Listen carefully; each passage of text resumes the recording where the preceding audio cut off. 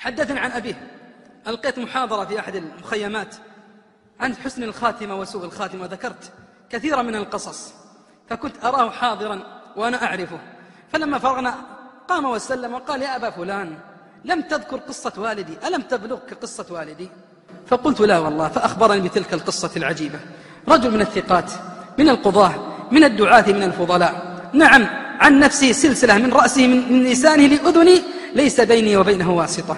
حدثنا عن أبيه، ذلك الرجل الذي عرف بصلاحه، عرف بصيامه وقيامه وبصدقاته وبقراءته القرآن، وأكثر ما عرف به ذكر الله عز وجل. دائما اللسان لا يفر عن ذكر الله، هذا حاله، وعرف بذلك في قريته. فأصيب بمرض خطير لعله السرطان أجاركم الله، فاشتد عليه المرض، أدخلوه المستشفى، اشتدت الحالة حتى دخل في غيبوبة. العجيب في حاله، ما العجيب؟ يحدثني ذلك الشيخ الفاضل القاضي يقول: إن أبانا دخل في الغيبوبة من هنا، ثم أخذ يتحدث لسانه من ها هنا، يتحدث وهو في غيبوبة، يتحدث حديثا عجيبا. إن أبانا يتحدث فيصف الجنة، يصف ما فيها، يصف قصورها ودورها وحورها وأنهارها وأشجارها وأطيارها وصفا عجيبا ما خالف فيه الكتاب ولا السنة. يقول: سبحان الله، إحدى أمرين: إما إن أبانا يقرأ في حاد الأرواح لابن القيم صفة الجنة، أو كأنه في الجنة يتمشى فيها.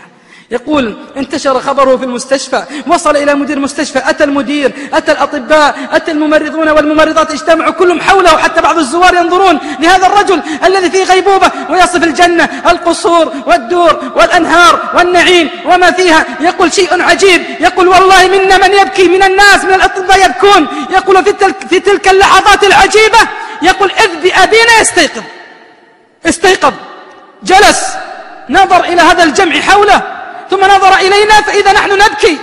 يقول: ما أدري على ماذا نبكي، هل نبكي على حالته أم على استيقاظه؟ يقول: نبكي.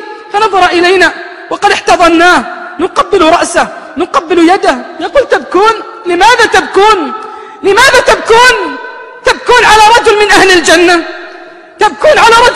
الجنة، يقول: والله ما ازددنا إلا بكاء، فاحتضناه نقبله. يقول: فرفع رأسه إلى السماء، شخص بصره في السماء وقال: نور، وجوه عليها نور، والله إني من أهل الجنة، أشهد أن لا إله إلا الله وأن محمد رسول الله. ثم فاضت روحه. ما أجملها تلك الخاتمة.